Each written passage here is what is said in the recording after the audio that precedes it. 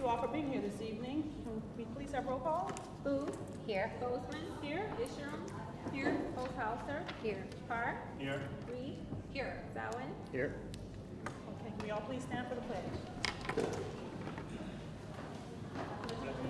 To the flag of the United States of America and to the republic for which it stands, one nation, under God, indivisible, with liberty and justice for all.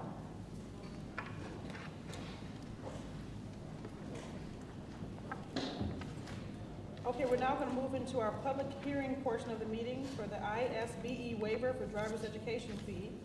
And I'll ask for a motion to open the meeting to the public hearing. I move to open the meeting to a public hearing for ISBE waiver for driver education fee rule. Second. Okay, thank you, Beth, and thank you, Karen. All right, any discussion? Roll call vote, please. Booth. Aye. Bozeman. Aye. Disharum. Aye. Posthauser. Aye. Park. Aye. Reed. Aye. Zawin. Aye. All right, motion carried. Okay, now that we've opened the portion of the meeting for the public hearing, I'd like to ask if there's anyone who'd like to address the board regarding the ISBE waiver for driver education fee rule. Now it's my turn. Yep.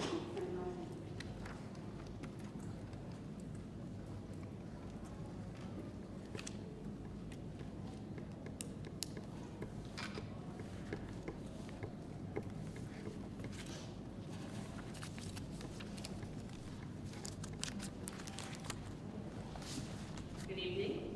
I'm Amy George, DEA co-president.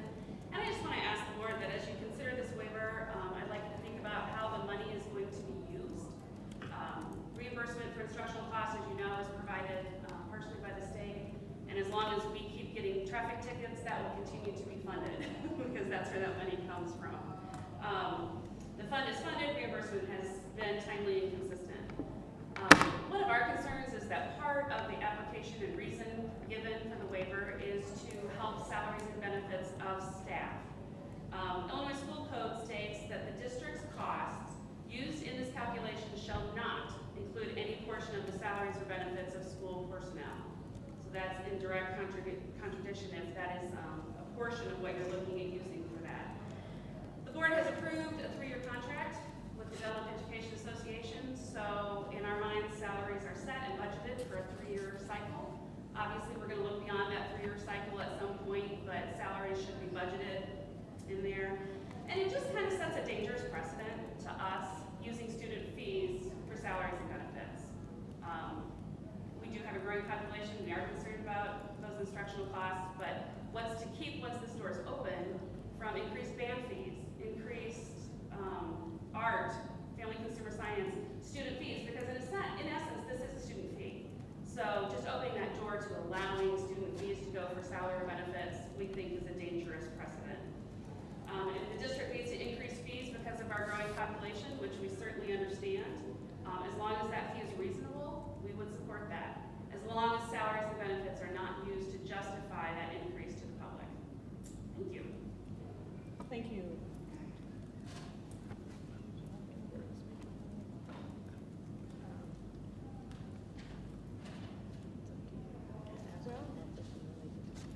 Okay. I didn't know if you had anything that you wanted to add, any other discussion. At this time, you can go ahead and speak. I'm Jared Smartis with JIMAX. I'll note I'm a party to the snow removal services bid this year, which is a discussion on the consent agenda. I have a couple concerns with the way the bid is written and how it was executed.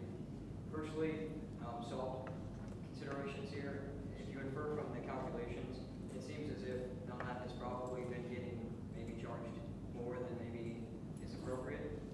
So my concern here is that it's common in my industry, disappointingly so really, that snow plowing itself is used as a loss leader to hide this cost underneath the salting, which is in fact a more common event. So I don't think anyone in this room, myself included, could go out to the parking lot and tell you how much salt was put down. So of course they just bill more than maybe appropriate, and that changes the bill, $1,000, $1,500 per snow event. Pretty significant margin. Second, the analysis of the calculation for the low bid, I think, incorrectly written. So 2 to 3 inch snow events and salt applications are going to be the most common events in Illinois. So I don't think the weighting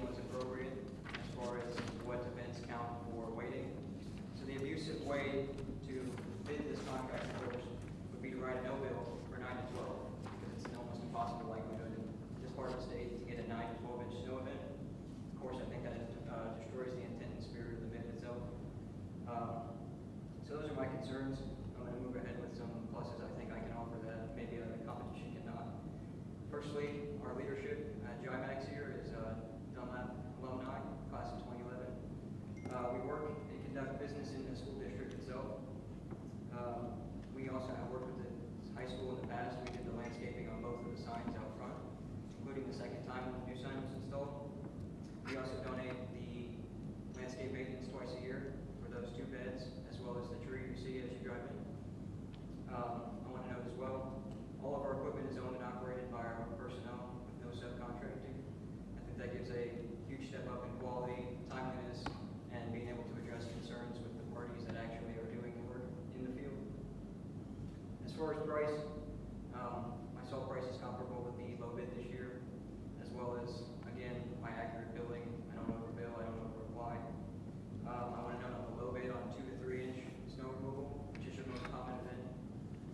I think this represents the true lowest cost of operation for the school district, maybe not exactly what the calculations would imply. Finally, I snowplow for the city of Peoria. It comprises a significant portion of your staff and student areas that you go from.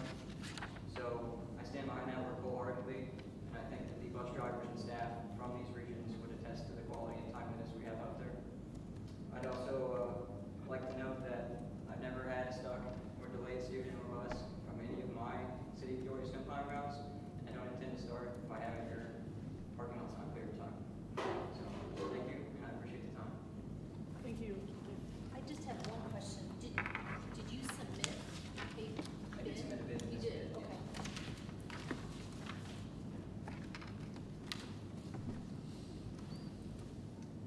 Right. Okay, is there anyone else who'd like to address the board? This concludes our public participation portion of the meeting. We'll now move into information and discussion items. The first item we had was the school activity account reports that were available for your review. Were there any questions regarding those accounts? All right. The second thing we had was information regarding revisions to board policies that were available for review, and there were several board policies. Many of them were just small changes in the wording. Were there any concerns or questions? Any specific policy anybody want to pull? Did you get your question answered, Cheryl? I sent that actually later today. Oh, okay, Yeah. sorry, I missed Yeah. it. So, There's no conflict. There was no Yeah. conflict, No, okay. it's practice of what we've been doing. okay. The only follow-up was that there is an opportunity to implement the companion policy that's administrative procedure that Mhm. doesn't require the board. Correct. Yeah. Yeah, and by you guys are board, looking at that? they'll mean us. By the board, it would be one of the administrators who would contact, yeah, Okay. yeah. Yeah, Yeah. yeah. Okay. And then you guys are looking at the administrative procedure Exactly. companion. Yeah, Okay. Yep. Take care of that. Is there any other questions regarding those policies that were in the packet?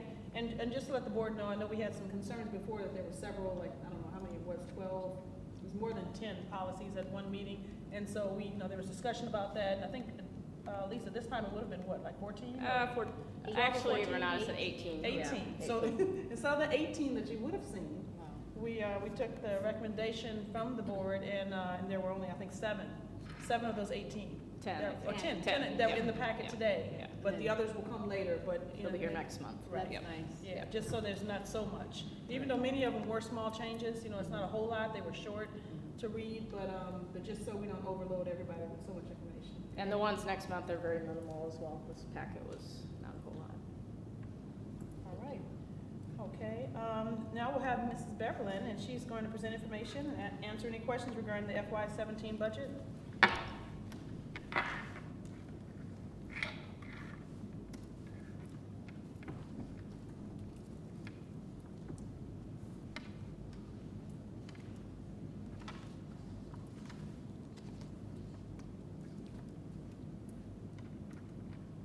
While she's getting that ready, I just want to say, I want to give a thank you. At the beginning of every school year, you get the school schedules, and everybody's uptight, and even through the summer, if you want to change a class, you're not allowed. In the past, you just were not allowed. And I don't know if some board members have experienced it. You have to experience it to really appreciate it.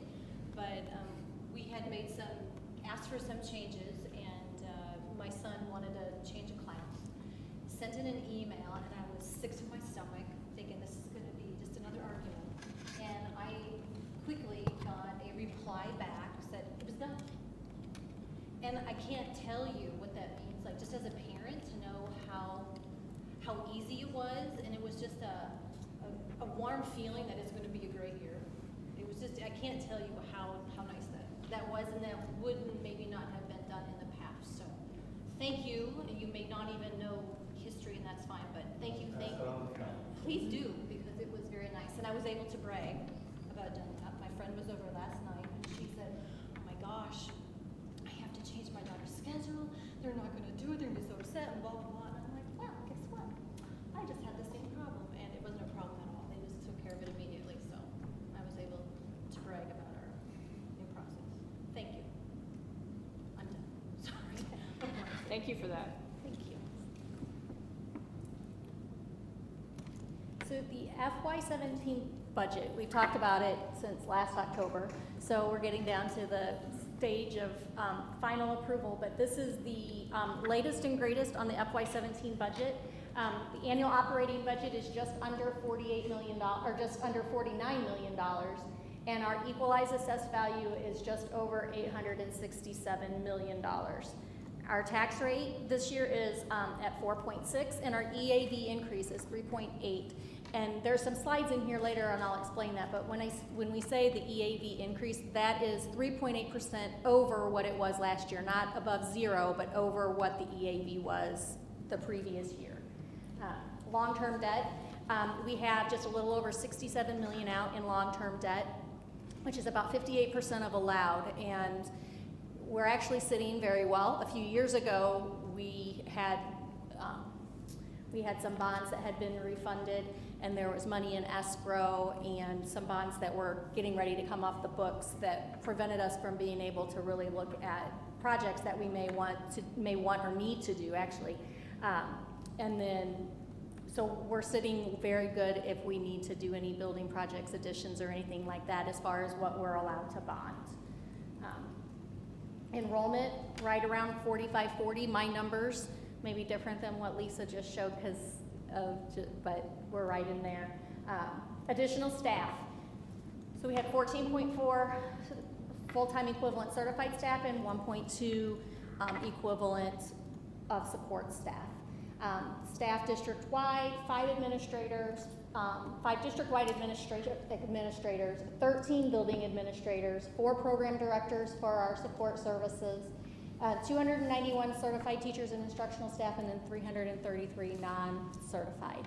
So that's the breakdown of our staff, and we just keep getting bigger every year. So here is our student enrollment growth, the chart that just shows how we just continue to steadily increase. Just in the this is the 6th year, we're looking at 850 kids. So that's a huge amount of growth over that time frame.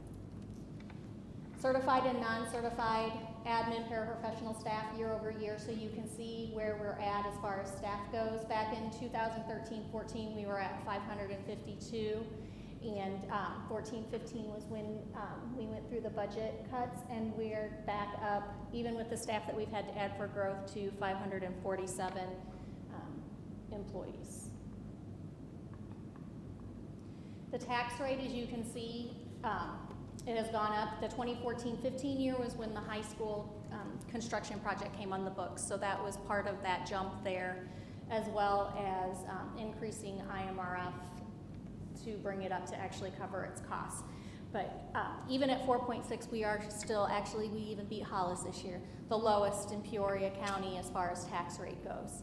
So, we're the lowest or the second lowest? Pardon? Are we the lowest or second lowest? We are the lowest. Hollis used to always be the lowest, and now we have them. We're lower than they are at this point. So, so here's our EAV increases, and if you look at it, it's a perfect upside down bell curve. And we're going back up in the trajectory that we want to go. If we stay at 3.8, we'll be ecstatic to keep moving forward at 3.8%, a little bit more than what we are. that's a little bit more income than what it is for what we're growing, and it allows us to continue to expand the programs and keep our classrooms at, below class, with lower class sizes. The educational fund expenditure increases year over year.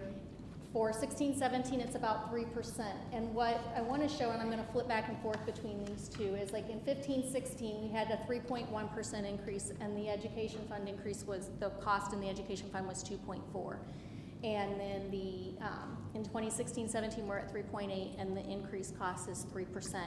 So the goal is that those increases don't necessarily match up, because this is just the ed fund, but that we don't want them to exceed the EAV increases that we're seeing. So that's part of what we've been able to scale back with the efficiencies and stuff that we've put in. So the budget process, as you all know, we start in November, December looking at the levy. January through April talking about discussion, what are the staffing needs, what classes are going to be offered, what did the high school students select, all of those things, talking about supplies, materials. And then May, the tentative budget was presented to the board, and then June, you guys approved the tentative budget, then July. Everything is pretty much the same. It's just a matter of, typically this time of year, it's grants from the federal level that we get the allocations, and that's what gets switched. This year, for the first time, it changed a little bit because GSA is actually supposed to be paid at 100%. So we were able to actually increase the general state aid amount that we're going to get, which allowed us to put money not only in contingency, but also some that's not even budgeted. So what we did this year to help was to add the $25 technology fee. We increased what's coming out of bulk office and paper products out of the warehouse. Maintain supplies and material funding at the 15-16 levels. The TOSA position at the district office went back to the classroom, and we're still, if we have classes that are full at a school, instead of adding another teacher, we'll transport them to another school within the district that has space. This saves adding a teacher and having really, really small classes. Building fund equipment was decreased. Maintenance software costs were eliminated, and still no overtime is allowed. So the projection for FY17 and beyond. So it's balanced with over $200,000 in contingency and $200,000 that's not budgeted. The assumptions are that we'll get the GSA at 100%, like the state said. The district's EAV grows at 3.8%, and we actually get the 99% of that we usually get. So if somebody, because what happens, that's how much we're supposed to get, but if somebody doesn't pay their taxes, then we don't get the money. But we are very fortunate that that doesn't happen here for the most part. And we were able to add the positions that were needed for our certified staff to make sure we had everybody in place that we need for growth in our programs.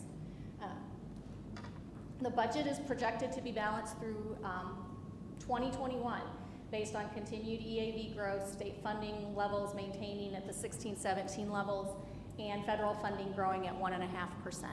And is that continued EAV growth 3.8 for all those years? I actually have it at 3%. 3%. I put EAV growth for 3%, okay, so good. So we're it's even a pretty balanced safe. if it's 3%. Yes. Okay. So here is FY17 at a glance, just to give you an idea. The beginning fund balance in the education funds just under $29 million. This is with taxes, and the ending fund balance should end just over $30 million. The budget is balanced as a whole. You'll see some in the operations and maintenance budget looks like it's in a deficit, which officially it is, but it is because the money to pay for the modulars and some insurance costs where the revenue came in 15-16, we're going to be paying that money out in 16-17, so it showed on the books last year as income and it's going to show as expenditures this year. Then transportation, the board decided last spring to trade in some of our buses and get new buses to replace some of our old aging buses. And we had originally thought it was going to take about $400,000 out of reserves, but based on the transportation reimbursement and the report that we submitted and what we're supposed to get back, we're actually only having to take about 150,000 out of reserves. So that was a nice surprise as well. Then capital projects is in deficit because it's the money for the high school construction. That money will pay for the roof and part of the bleachers that wasn't covered by the insurance company. And that money should be gone, and it paid for some upgrades in the Family and Consumer Science lab this summer as well. And that money should go away. We're not able at this point to collect interest on that money because it's over the 3-year period from when the bonds were sold, but I have it in an account. We can still access it and use it and just not gain interest on it. So what will be the balance after we have these projects? Will it be all gone? As far as capital projects go, it should be all gone. There may be a little bit left, but it's pretty much going to be used up with this. If there is anything left, we'll have that discussion with you guys and the board if there's something else we want to do, or we can send it back to the taxpayers too. And then in health, life, safety, same thing. The deficit is because the board approved the high school roof project out of health, life, safety last year, and we're using money and we're spending the money this year, so it just looks like it could be in deficit. And I have budgeted the money that we would like to use in health, life, safety this year, which likely won't get paid out until the 17-18 year, but I wanted to make sure it was in the budget in case we got everything through quicker than maybe it is right now. So this is always the question, how much money do we have in reserves? So the before taxes and after taxes. Before taxes is what we get if we just looked at our reserves without the June payment that we get that hits the books at the end of the year. So, and it's pretty close to 50-50, but before taxes we're at 5.8 and after taxes we're at 11.7. So we're doing well in the education fund. The changes have worked. Operations and maintenance, we'd still like to see a little bit more protection there and that, because that's what we're paying for all of our buildings out of, as well as health, life, safety.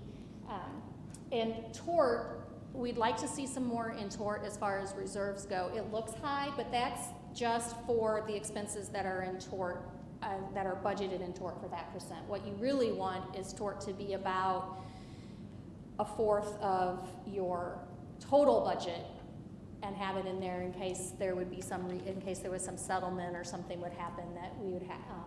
That's what we would really like, which would be about 10 million, and we're right at about, at the end of this year, we'll be right at about 750,000. So how many months would it be? What should the number be, do you think? She's at 10 million. But what is 10 million in months?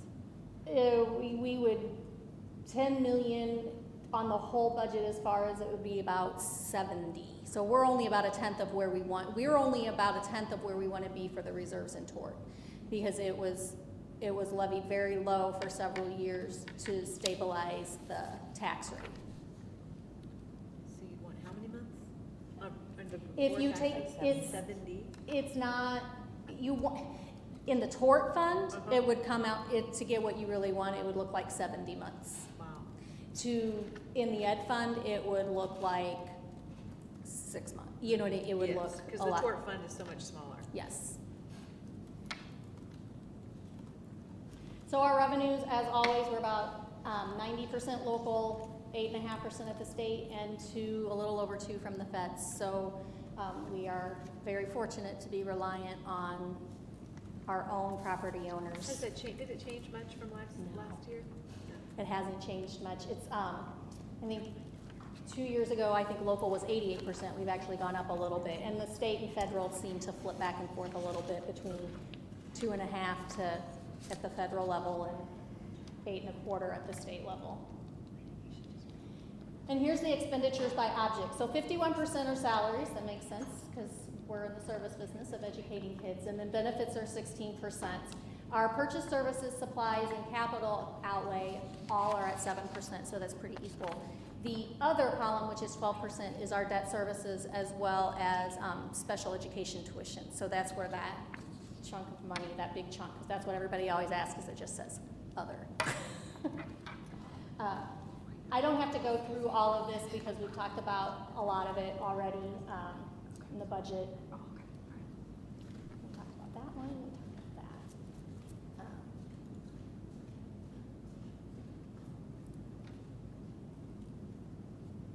that. And working cash is not budgeted to be used in FY17, so that will just be money that will be there. And then health, life, safety fund, we will probably be looking at roofing projects and things like that this year to use that money to upgrade roofs that we know need some repair. And what about the energy efficiency stuff? Will that? The is that under energy health? efficiency it really won't come out of health, life, safety. Depending on if we can not tweak it, but make it somehow where it's a safety issue or a true facility repair issue. I don't know if we'll be able to use, because it has to be approved by the State Board of Ed to be able to use that money for anything. So these are new positions for FY17. And so back in February, we asked for certain positions. We requested them and got the number that we could add, and then what we actually filled. Some of the positions that were requested we didn't fill, but we had to fill them in other places because of where the kids came in and the needs and things like that. So we actually ended at a tenth below the FTE that we had said. So it was pretty good planning as far as what we were able to do. So that may change. If we get another 50 kids, that might make some changes in the next couple weeks. But right now, we are right where we thought we were going to be. And then as far as what we look at to keep moving forward is looking at the local business climate and our local economy. That's huge for us. From the state level, the property tax freeze. Right now, we don't rely on the state for money, so we're very lucky, but when they start talking about property tax freezes and messing with local property taxes, then that impacts us tremendously. Karen, can you yes. comment on some of the commercial properties that came online this year, they come on next year, and then about the OSF deal? We've got new commercial properties. Hy-Vee came on for this year. Part of Louisville Slugger came on for this year. The rest will come on next year or the year after, depending on when they get the rest of the project done. OSF, at this point, it's still tied up in court as far as the law goes, but we could be losing OSF on 91 if they go, because they're trying to go tax exempt through there. We don't know if it'll not courts with us. You haven't had any luck getting that meeting you were trying to get to a certain person there? We, Still trying. what? You're still trying to get. You're still trying. We're still trying. We talked, and we're kind of on hold until we know really it's at the Illinois Supreme Court now, and last time I checked, Supreme Court hadn't even agreed to take the case yet. So at this point, OSF is paying property taxes because at this point they can't go tax exempt under the rule that they want. There wasn't really a need to meet again. Oh, okay. Yeah. That's Until we fine. knew about Continue the that. Supreme Court, yeah, we met one time. And then the Methodist College, the apartments, that's actually gonna be a tax-paying body, right? Not the actual school, but I About think the the apartments are? I don't know. The school, no. The school's not, but the The school will apartments, not. I think they were, I think they I think are. they're a partnership with a for-profit. Yeah, so I think those believe. are, I mean, that's good for us. That'll be Yeah, a so that's good for-profit, did for you us. say? Yeah, the housing for Okay. the students. And there's, Schnucks is going in and they're starting to build the buildings on the outlot. There's some new renovations and Kroger's renovating, as well as there's some more renovations going on Pioneer Parkway with things going on. So commercial is still moving, so that's a good thing. That's what we love to see. And so excited, we talked to the city and they asked me what my dream would be, and I said elderly housing. That was about 2.5 years ago, and so when they started building that one on 9, I'm like, they listen. I don't think they really listen. I mean, I'm sure it's not because I said that, but I was so excited because it's the best property for us to get in our district. That's a beautiful building. Beautiful Yeah, it is. building, and the services that they're going to offer is great for the community as well. Then obviously, facility needs are a big one, our student growth, and salary agreements, and then local property values as far as commercial versus residential, what's coming on, if anything's closing, those types of things. And this is just the FY17 at a glance, again, just for one more time to look at it, and then our months and reserves. And I know, and I didn't put the assumptions up here. I sent out to, you guys have the assumptions.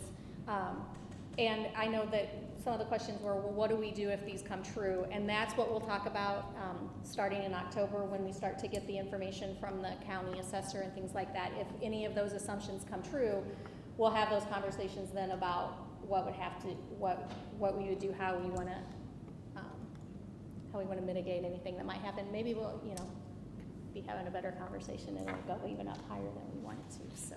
At what months in reserves for education fund do you start to get to the point where we don't want to continue to accumulate that money and that?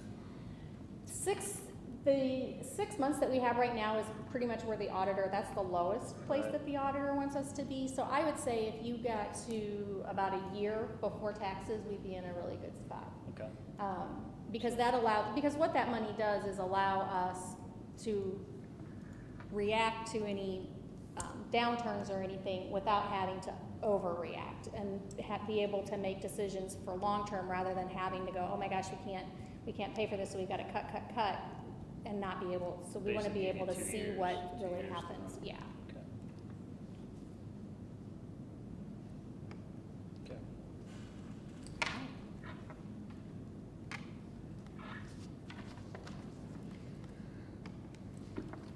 Thank you very much. Great information and good news about the EAV, and, we'll look forward to keeping our fingers crossed and hope that continues in upward direction. Yes. Thank you. Any other questions? All right. Thank you for doing those scenarios. Oh, you're welcome. I really appreciate having those. We will now conclude the information discussion segment of the meeting and move into the consent agenda. And on the consent agenda, we had several things. I know there were some questions back and forth on some of them. We had resolved some things on the handbook that that were caught. Brian, we saw that, and I think that was taken care of. I know there were some questions about the waiver and maybe some of the contracts. Were there anything that anybody wanted to pull to discuss? Well, I do have questions based on their testimony, so I don't know, do we have to pull it? Well, Or can we discuss it before? How does that work? Are you just wanting to discuss it, or? Yeah, I just had questions based on that.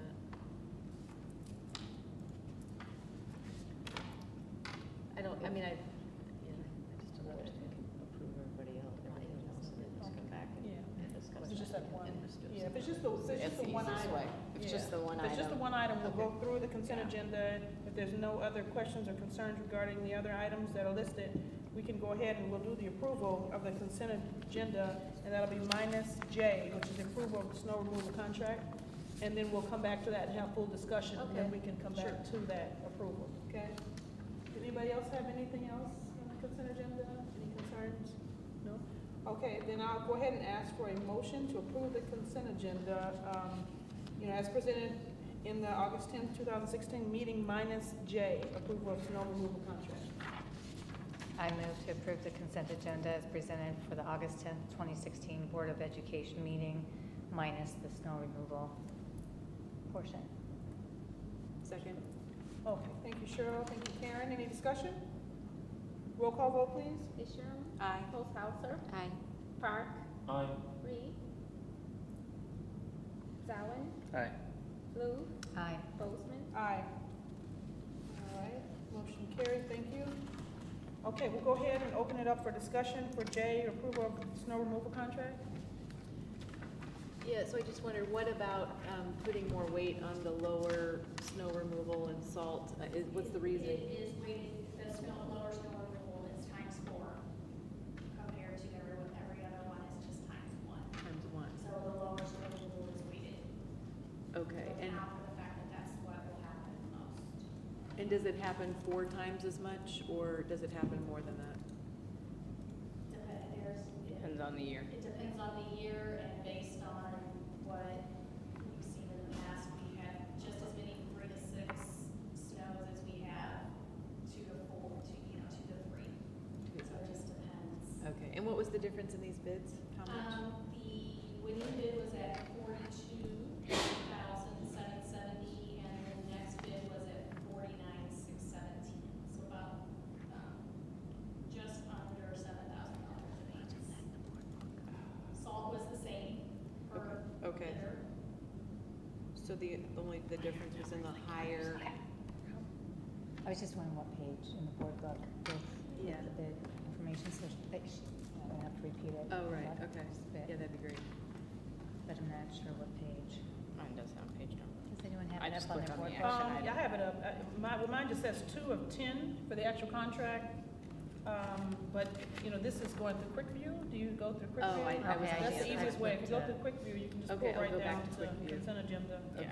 and snow removal. And then it's kind of just 2 of 10 on the top. It's not here, but- Carrie, are you comfortable with the termination language in there on D?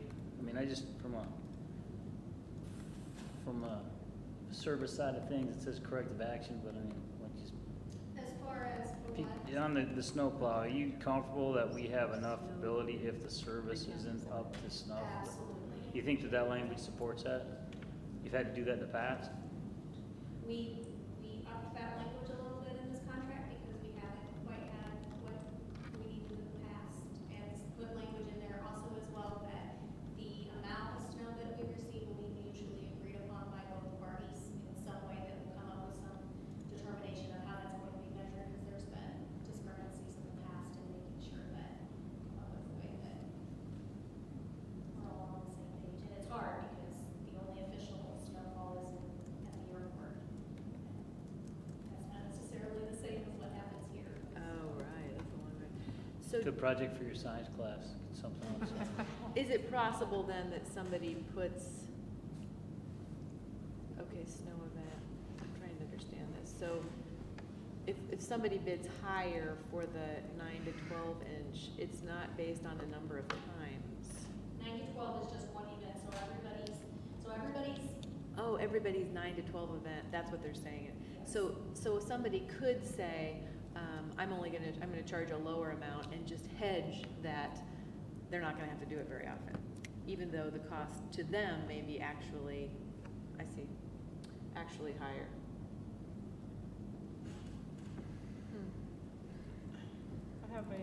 I have a question about the asterisk, price is subject to upward adjustment based on excess umbrella amount insurance requirements. Is that standard? that part's not, I answered that, Okay, it yeah. was not accepted that way, and in the contract, it just has the pricing on it. Right. There's no asterisk in the actual contract? Oh, okay. The formulation is shared before they submit the bid. Say that again, The Paul? formulation is shared before, Yes, they have the formula before they do the bid, it's so already. they knew our formulation. Correct. So, am I allowed to say anything here?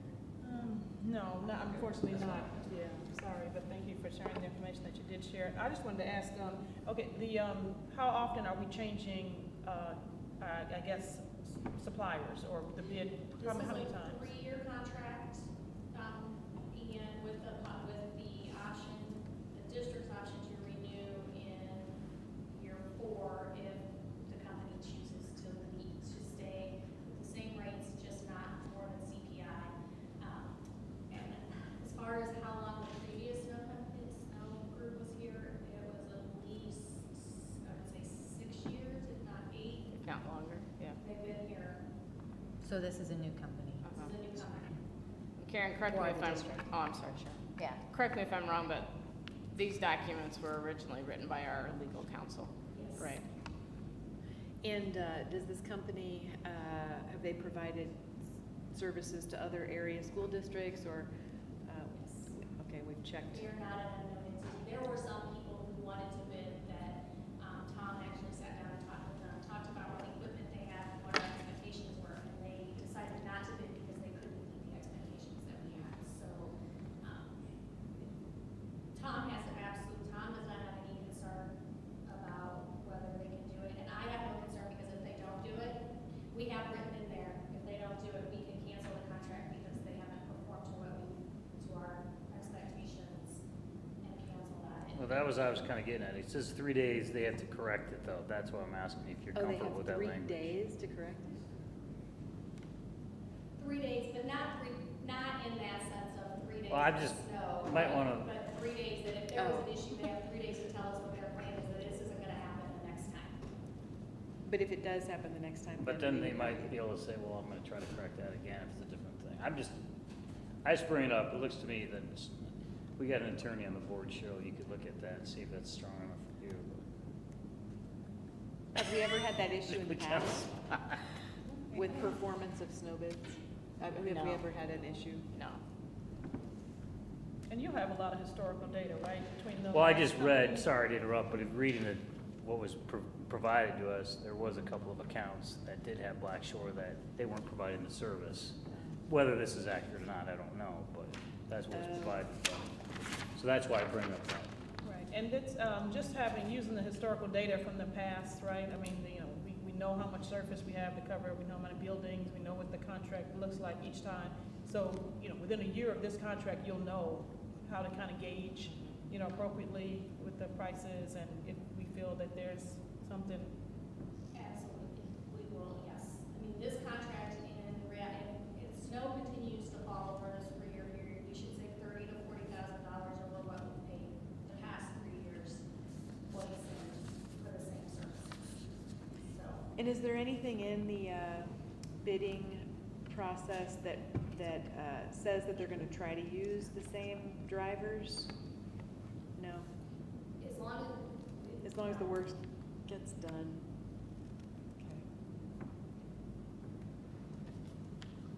I mean, they were, unfortunately, they were the lowest bidder, and, not unfortunately, but they were the lowest bidder, and according in the bid process, That's what you have to go. we would have to prove that they were not doing their job in order to not accept their bid, Oh, okay. and already had to file a legal bid, unless we reject all bids and start over. And at that point in time, we may not have snow removal in time for the first snow. And you're comfortable with the way the contract's written, like you said, it's been sent through legal, and you feel comfortable with the pricing and everything? Very good. Okay. All right, were there any other, questions or concerns? All right, I'm gonna go do another motion here.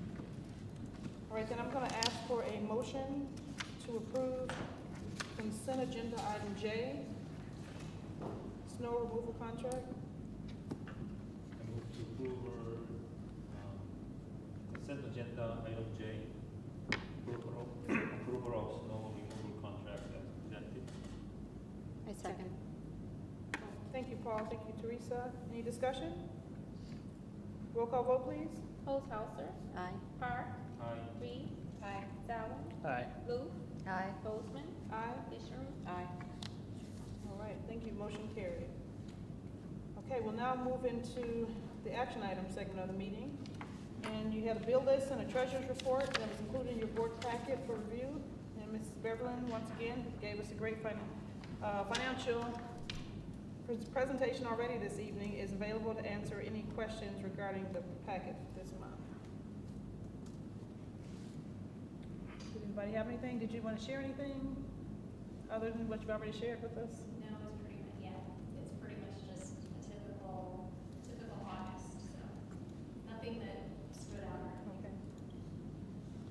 All right, thank you. Any other questions? All right, I'll ask for a motion to approve payment of the bills. I move to approve payment of the bills in the amount of $2,767,104.19 as presented. Second. All right, thank you, Brian. Thank you, Teresa. Any discussion? Roll call vote, please. Park, Aye.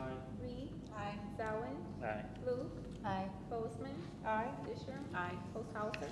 Aye. All right, motion carried. Okay, the district investment report is available for your review, and Mr. Nguyen is with us this evening if you have any questions. Mr. Nguyen, did you have anything you wanted to share with us? Not necessarily, just the portfolio's doing really well, the average yield about 1.7. I had to go a little bit further out in order to maintain the sort of yield integrity, if you will, but that's not a bad thing. And the federal government has been very busy calling on a lot of the bonds, so there's a lot of liquidity in there, but just been reinvesting that according to, the policy statements that I've been under. But other than that, it's very healthy and doing well. So, and sometimes a lot of weird things going on, negative rates and all that kind of stuff, that's not affecting any of this. I wouldn't worry about that. Very good, thank you. Okay, we had information regarding the resolution to put county school facilities sales tax question on the November ballot that was included in your board packet for review. And Mrs. Beverlin is here to answer any questions that you may have. I know we've had some discussion, and there's been some back and forth, and you know, there's always concern when we talk about, you know, adding taxes to our community, but I think overall, most of the questions have been answered. Did anybody have anything that they still wanted to? You know, I had heard that there's gonna be a special meeting of the county board that was just scheduled. Do you know, are they planning on putting a sales tax referendum with the city? I'd heard there's something with the city. I believe so. I think they're gonna come out with one for the roads. Roads. And is it a cent or a half cent or what, or? It's not 1 cent, it's either a half a cent or a quarter cent. I'm not exactly sure what it is. Okay. And have there been any other discussions about, from other school districts? Do we have any indication what other school districts? It Yeah. sounds like Peoria Public Schools is so, based on conversations I've had. And I have not heard from the other superintendents, but we've communicated through email to let each other know if they're not going forward. And I have not heard back from anybody, but I think everybody probably has meetings this week and next.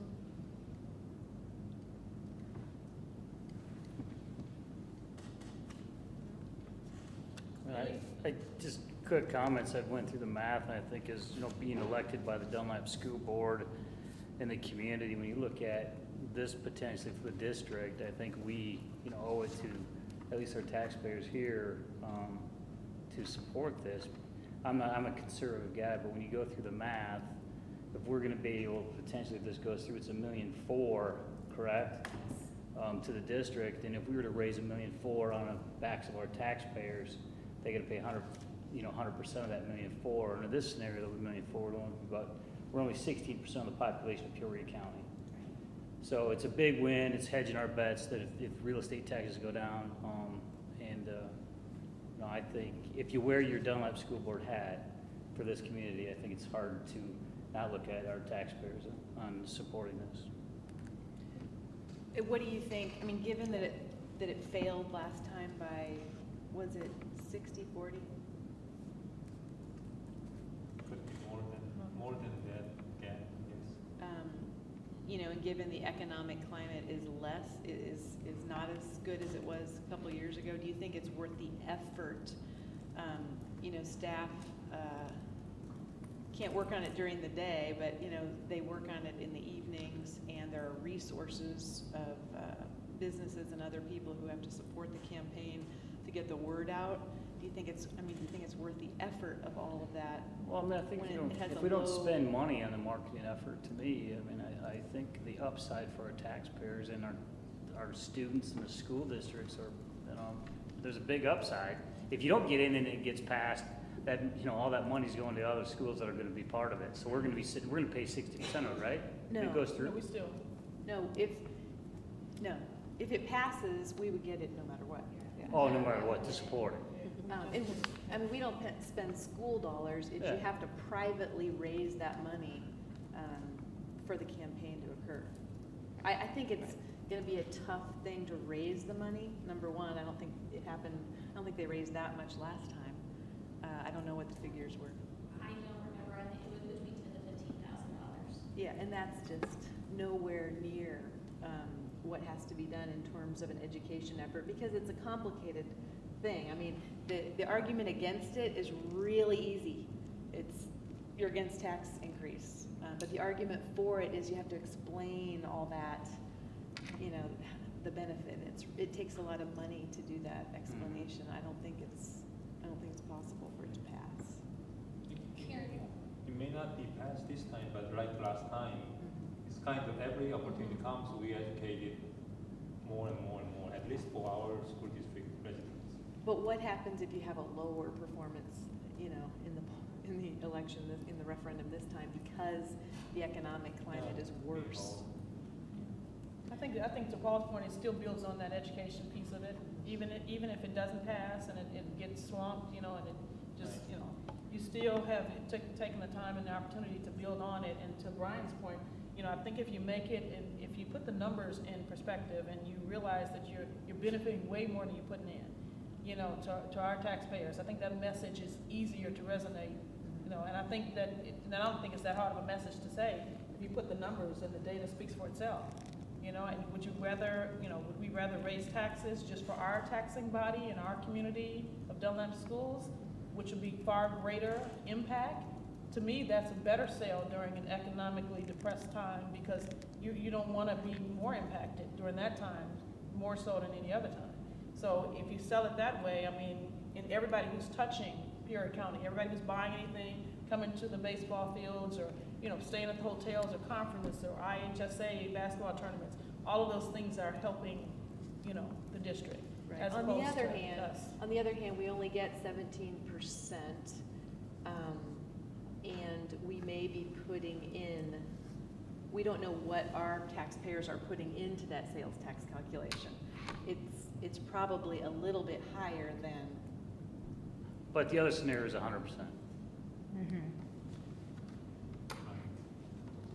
The other scenario of property tax dollars. So if we have to get $1 million for ourselves, we're Right. paying 100%. So anything less than that, we would win. Right, unless, and the other issue that I'm concerned about is if we do need a new school at some point and we have to go back to the taxpayers for another referendum, and we've already passed a 1.4 million, you know, this 1.4, you know, what position are we gonna be in if we really need to Well, build a new hopefully you school? can accumulate that. Can we use that for money for that? So you can accumulate the money where it would be less of going to a referendum for that down the road, correct?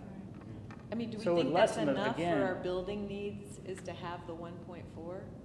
And be able to bond Well, you against can bond future? for more. You can bond against future, but how much is it, 17 million? Between about 14 million that you could bond against 14 million. that particular, against the sales tax. So that would be enough for, what, an addition or two? 14 million? 14 million. Or two additions? Oh, no. Well, it depends on the size of the addition, but that would not cover the full addition at Dunlap Valley. If you did all three, that would not cover that. It would not cover it. No. So we would. I would be surprised. It would cover a portion and then we would have to bond It for the would, rest. But yeah. additions, you don't have to have a referendum. Correct. So, okay. So it would just reduce what you have to bond. Yeah. If you had to build a new school, then you'd have to go out for another referendum. Okay. Karen, would you just speak to, from the PR or marketing standpoint, the difference, what happened last year versus what could happen this year, what should happen What this year? happened the last time? Last time, there wasn't a whole lot of, there was not a whole lot of campaign out there. And that's one of the things that we talked about, with them when we were beginning to, because there was like, we want to go through the work again. Nobody can, everybody isn't going to step up and do what they need to do. The city schools were not on board last time and did not do their part. And this time, from everything we've heard, talked with them about, they are on board. I mean, ultimately, the city of Peoria is going to have to get on board and be part of it, otherwise it's never gonna pass in all of the county, because that's where 75% of the population lives. But Peoria Public Schools is on board, they're ready to go. People are working together. We learned from last time what did and didn't work. We'll have it will be a county-wide effort. Everybody is in it together, but we will all market our own needs within our own districts. Our needs would be different than what Elmwood would have or what Martinville would have. So we're gonna be sharing our message with our taxpayers, and they're gonna share their message with theirs to make sure that we're selling it to our community, and that's what we have to worry about. We can't worry about selling it to Elmwood or even the city, or even Peoria Public Schools voters and things like that, because we've got to sell it for what it means to our district. I believe we have a first meeting set up on the 19th of August with the other superintendents. I was just gonna ask that, what's your timeline? Because we got a very small window here to get that message out. Yep, our first meeting's a week from Friday, and I assume that there'll be several superintendents there, and we'll probably better speak to that after that meeting, but our hopes is to just do a united effort but I think we're gonna have to hit the ground running here pretty fast. Well, absolutely, and, you know, it's in the it's been in the paper already, it's been in the Journal Yeah. Star that the, you know, Peoria schools are supporting this and are going to move forward, so. Yeah. And- Dr. Crott and I have been in contact several times over it, just kind of waiting on both of our boards to decide. And I think we talked about this last time. I think the one concern from the taxpayer side, we've discussed it, is that if you do get this extra money in, is there a way to reduce the current, if we don't have it earmarked for something potentially, that we're actually reducing, you know, some of our debt on the books, right? Yes. Paying back, or to, so we can do some of that stuff too, so. You know, everyone said last time, you don't wanna continue to increase the pie. I mean, I think if you get it over here, let's try to give the taxpayers maybe some benefit if we can, or at least keep any increases coming, if we don't have it earmarked. Yeah, if it's not earmarked for something, you can use it to abate some of the bonds that are out there, so you can take that and which would lower the tax rate for the property owner as we go forward, because we could be paying less. We can't promise that, I mean, that's the hope. But it would be nice to have some resolution down the road that we kind of, as a board, try to Well, hold to that. what is your prediction in terms of the messaging? Would we have facility needs that this would be used for, or would we abate? I think we're gonna have to look at some facility needs. But I don't,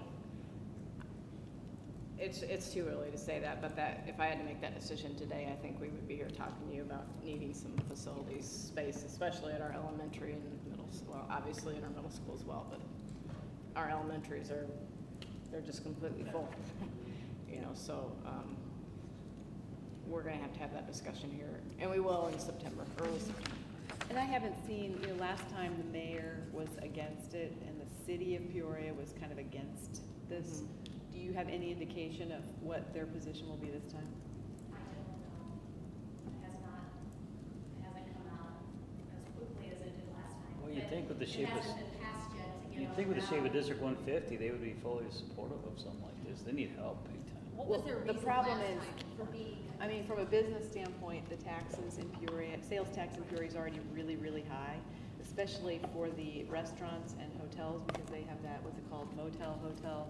It's like 11.5%, and East Peoria is lower. And so the businesses that are downtown, you know, they see that as, you know, if you talk to Pat Sullivan at Kelleher's, you know, he's adamantly against this because his bill for somebody, for two people, ends up being higher, and he thinks that affects his business.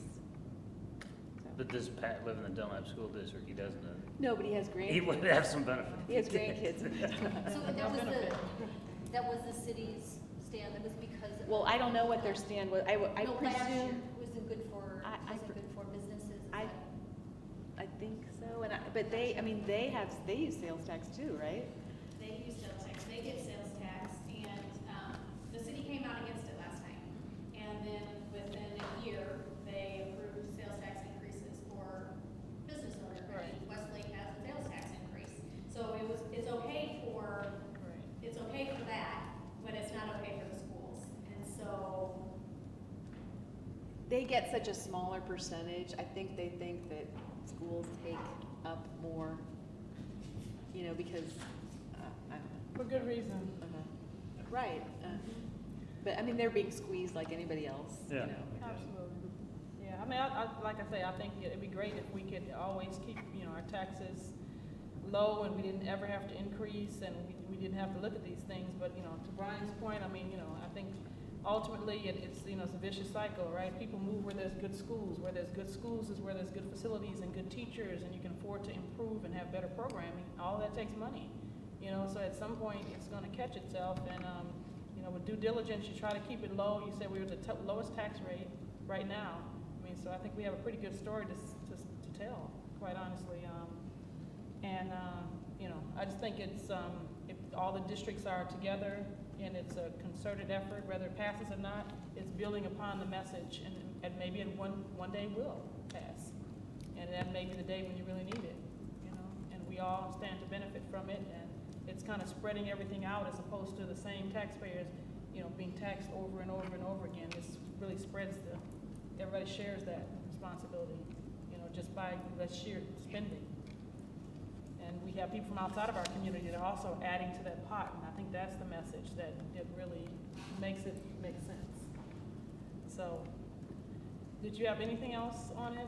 I know you guys are waiting, you'll talk to the other superintendents, we'll see who all is in, but right now, your take on it is that majority of school districts are gonna be a yes. Yes.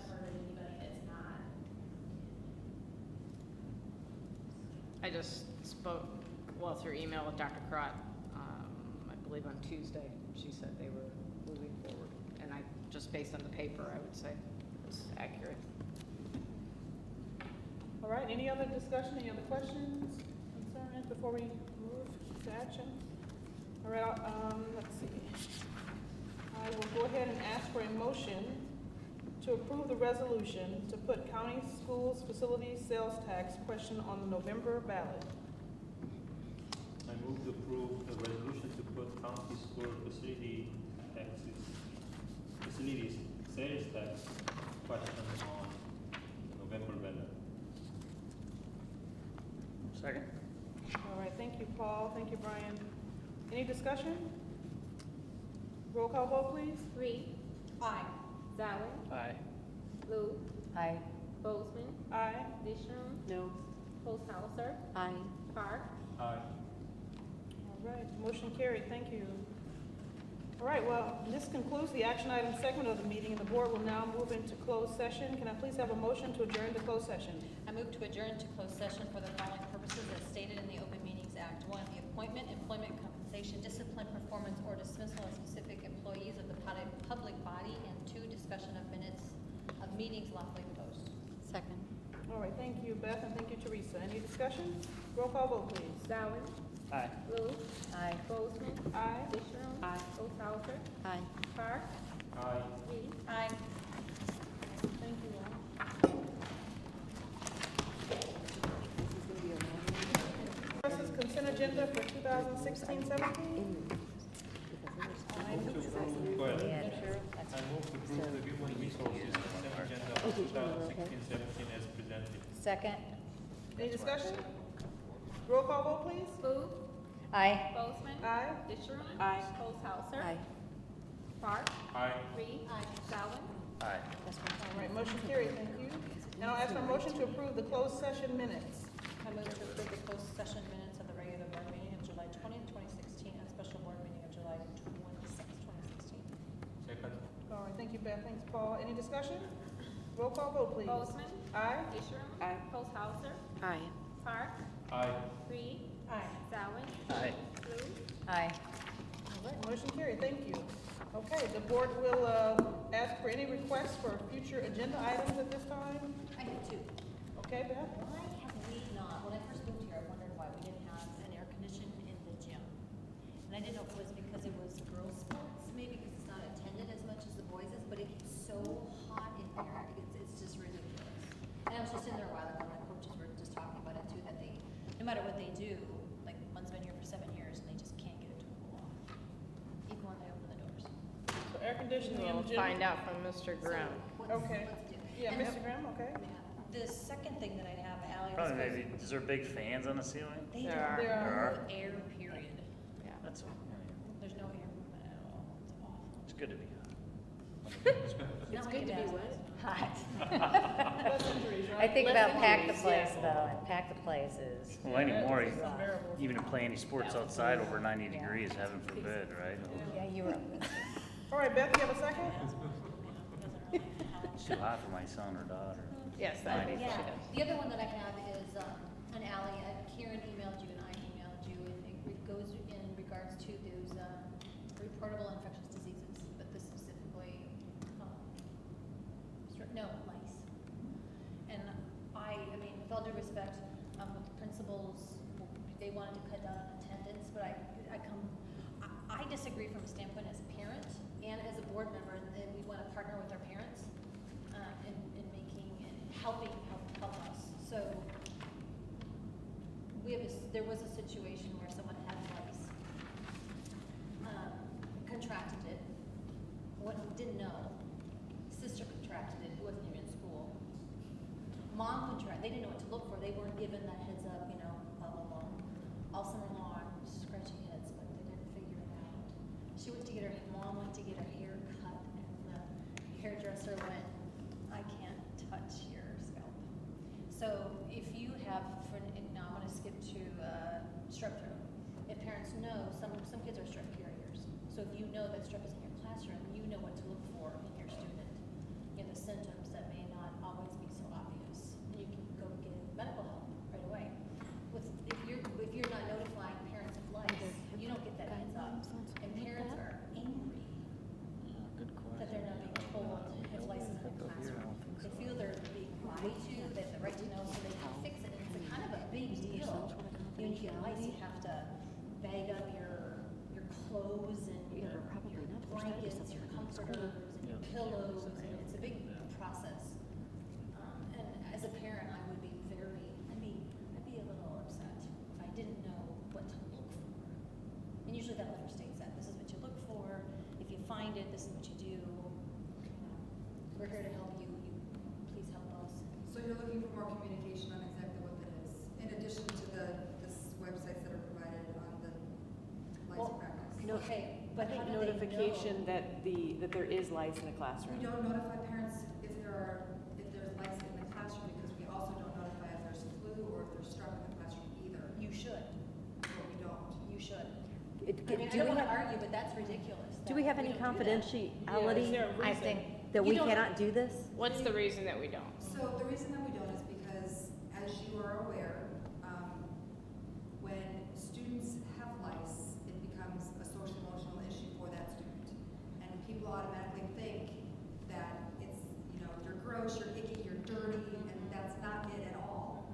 Lice can come about in anybody's world. I mean, my daughter had lice before she got into 6th grade, and I did not tell anybody, and sat there at the counter and went through her hair for 2 weeks because there was a no-nip policy at that time, and I didn't want this poor child going into 6th grade to experience what kids used to experience when we had a no-nip policy. I was not going to let that happen to my child, so I just didn't tell anybody.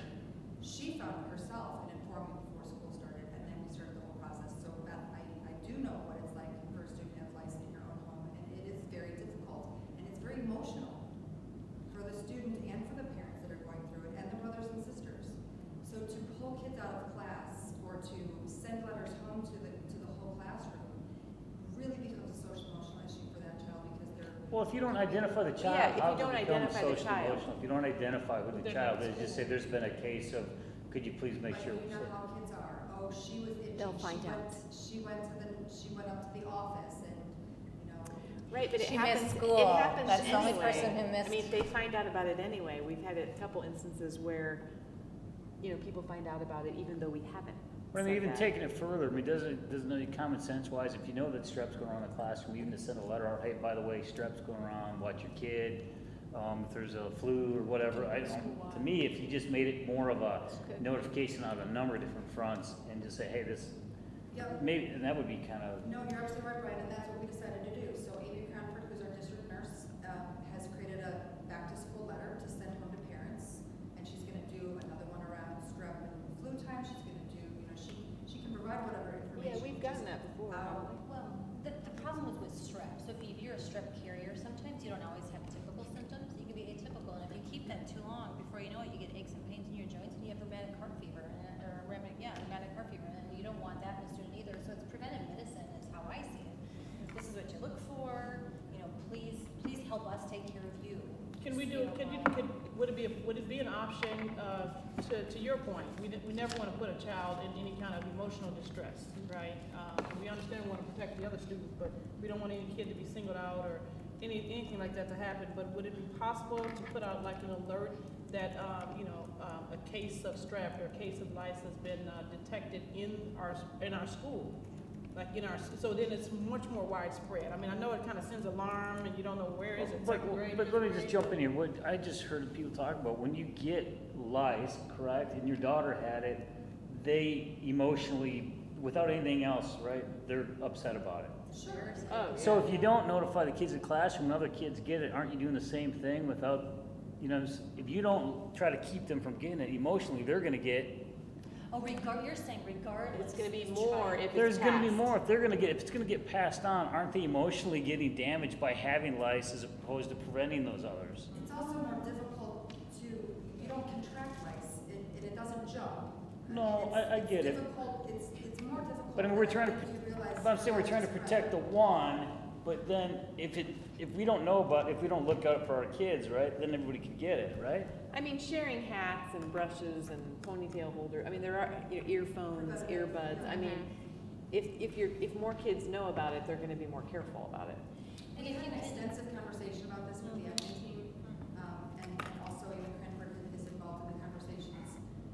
And the way we left it as an admin team was because of social emotional health for students and our practice that we don't inform about flu and strep and all those things, that we want to be consistent with lice.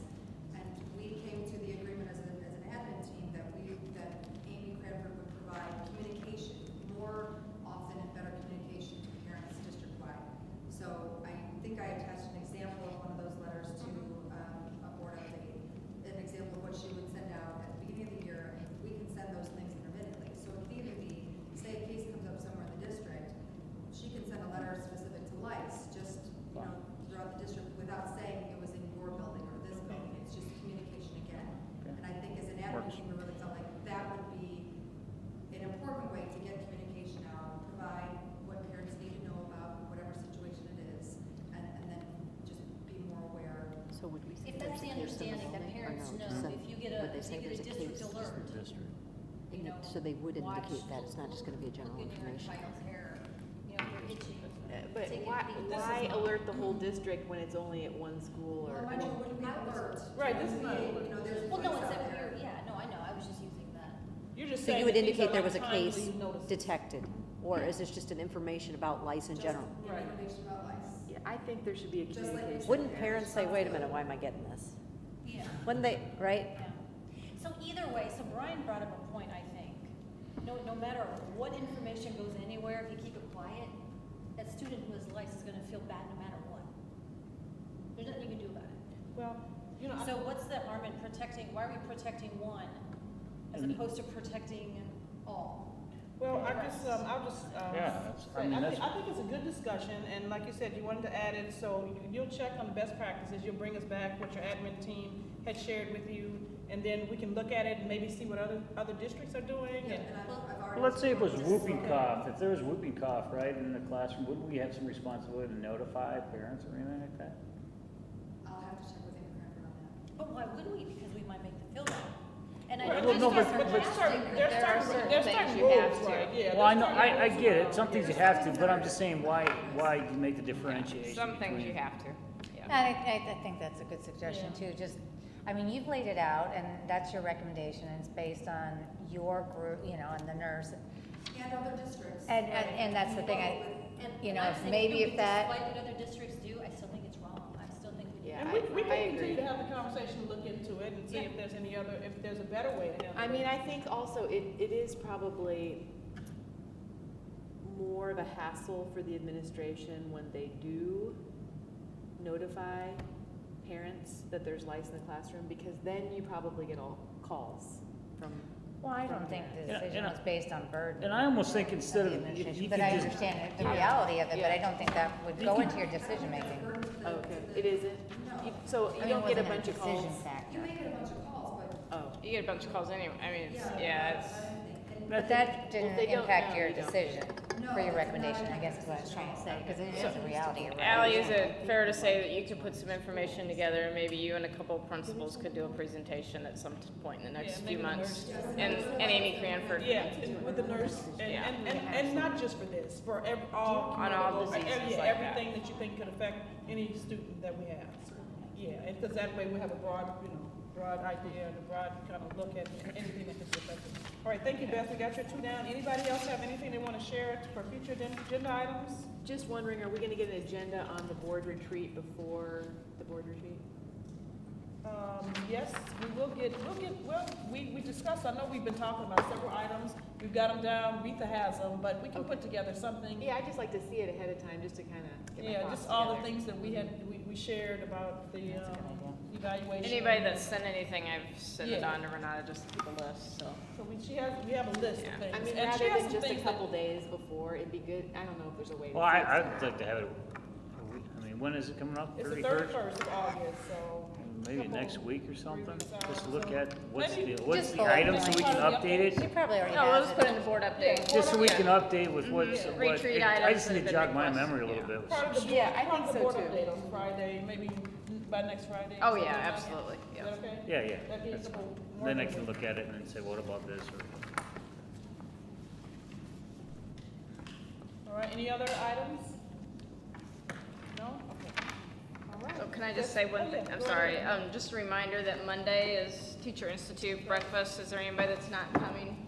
I don't think I'll be there right away. What Will is you the be there date? for the speech though? I sure hope so. Okay, all right. I think we have 8:15, I believe. We need to be here at It's 8. No, you need to be here at breakfast. 7:15. Yeah, 7:15 for breakfast. 7:15 for breakfast, and I believe we go in the auditorium at 8:15. I'll double check that, And Beth. what time do you expect it to be over? 9:15. This is on the 15th? So, Yeah. yeah, 15th Monday, we'll serve the breakfast. I'll double check. I think it's 8:15 that we put down. And I'll send that out on Friday. Yeah, update. 15 for breakfast. Just want to make sure everybody's coming. is the football scoreboard up, the new one, yet? I've seen it, I've seen the post, but I haven't seen the I actual haven't seen the scoreboard. scoreboard. Okay. The bleachers are fabulous. Yeah, they're- Yeah, I'm real happy with it. all right. If there's nothing else, I'll ask for a motion to adjourn. I move to adjourn. Second. All right, thank you. Thank you, Karen. Thank you, Cheryl. Any discussion? Text doesn't. All in favor? Aye. Any opposed? Motion carried. Thank you. We'll see everybody Monday.